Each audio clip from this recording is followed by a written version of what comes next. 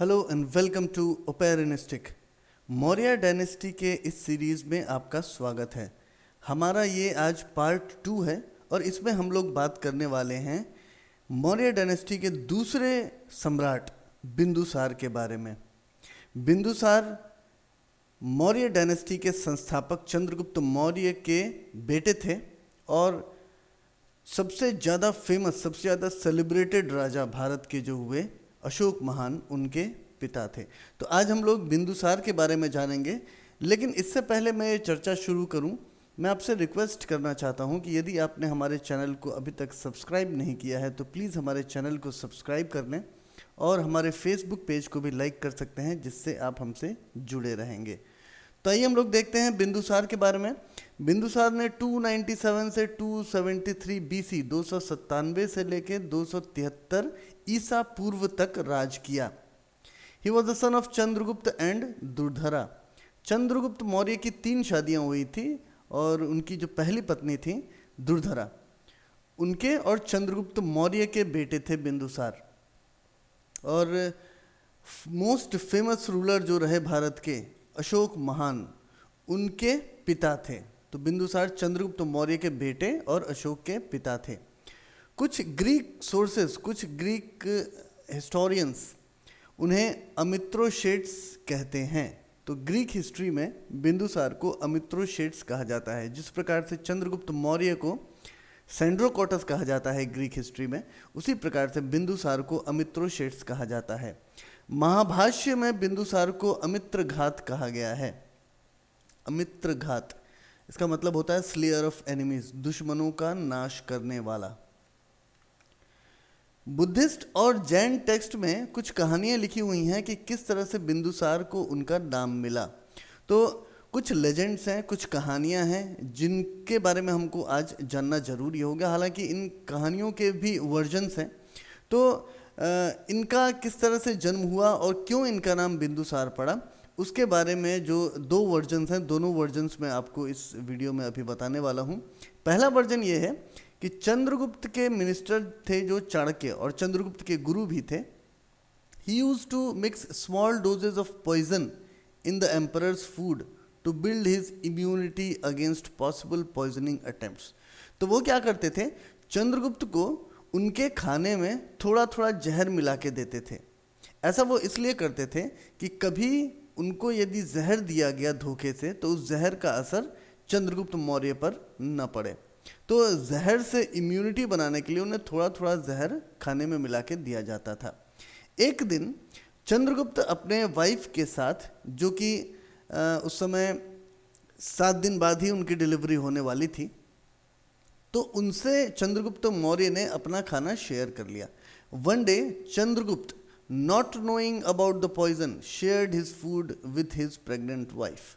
तो अपनी pregnant wife के साथ चंद्रगुप्त मौर्य ने अपना खाना शेयर कर लिया और उन्हें मालूम नहीं था कि खाने में जहर मिला हुआ है। अब ये वो समय था जब 7 दिन बाद ही डिलीवरी होने वाली थी। The queen was 7 days away from delivery at this time. तो 7 दिन बाद ही डिलीवरी होने वाली थी। अब उन्होंने जहर खा लिया।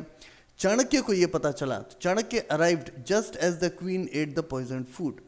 Realising that she was going to die, he decided to save the unborn child. अब हुआ ये कि चाणक्य को जैसे ही पता चला कि महारानी ने जहर खा लिया है तो तुरंत वहाँ पे पहुँचे। और वहाँ पे पहुँचने के बाद जब उन्हें इस बात का यकीन हो गया कि महारानी दुर्धरा अब नहीं बचेंगी, now she is going to die, तो उन्होंने डिसाइड किया कि इनके पेट में जो बच्चा है उसको बचाना पड़ेगा, क्योंकि वो मौर्य साम्राज्य का अगला वारिस था। तो उन्होंने जैसे ही रानी की मृत्यु हुई, जैसे ही महारानी दुर्धरा की मृत्यु हुई, उनका पेट काटकर, he cut open her belly to take out the foetus. तो उनका पेट काटकर फीटस को बाहर निकाल लिया, भ्रूण को बाहर निकाल लिया। और अगले 7 दिनों तक उन्होंने इस भ्रूण को 7 अलग अलग बकरियों के पेट में रखा। 7 अलग अलग बकरियों के पेट में, एक बकरी के पेट में एक दिन, फिर दूसरे के पेट में दूसरे दिन।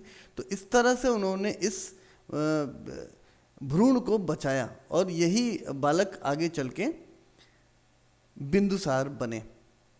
तो क्या किया उन्होंने, over the next 7 days he placed the foetus in the belly of 7 goats day by day. और क्या हुआ फिर उसके बाद, 7 दिन के बाद चंद्रगुप्त के जो बेटे थे बिंदुसार, उनका जन्म हुआ। उनका नाम रखा गया बिंदुसार, क्योंकि उनकी बॉडी में स्पॉट्स थे बकरी के खून के। After 7 days Chandragupta son was born.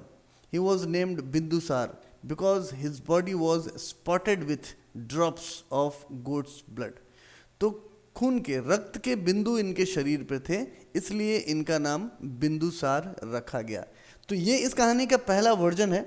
दूसरा वर्जन भी है, जैन टेक्स्ट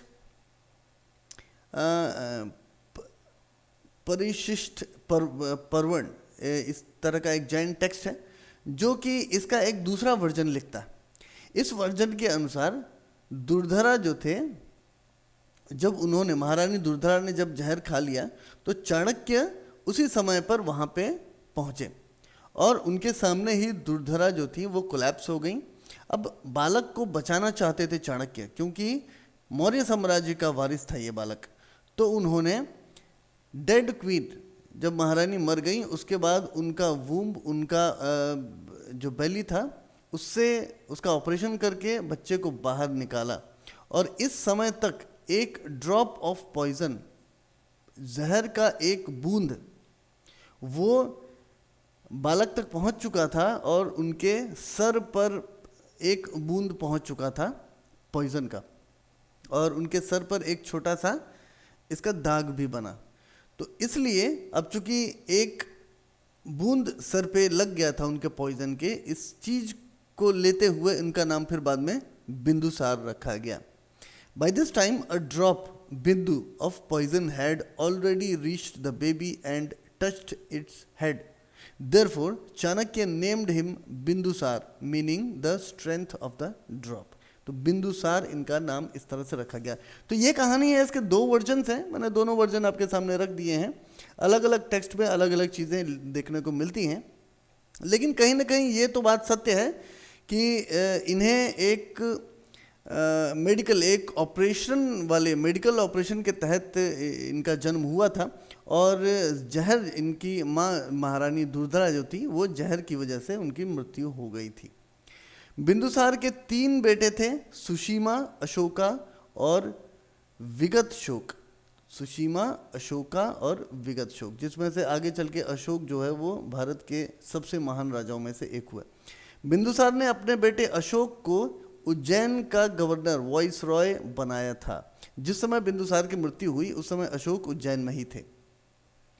बिंदुसार ने ग्रीक्स के साथ ट्रेड रिलेशंस भी थे, पॉलिटिकल रिलेशंस भी थे, डिप्लोमेटिक रिलेशंस भी थे।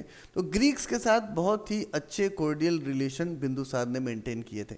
बिंदुसार ने सबके साथ मैत्री बना के रखी थी, जनता भी सुखी थी, हर तरह से इन्होंने बहुत ही अच्छी तरह से शासन किया था।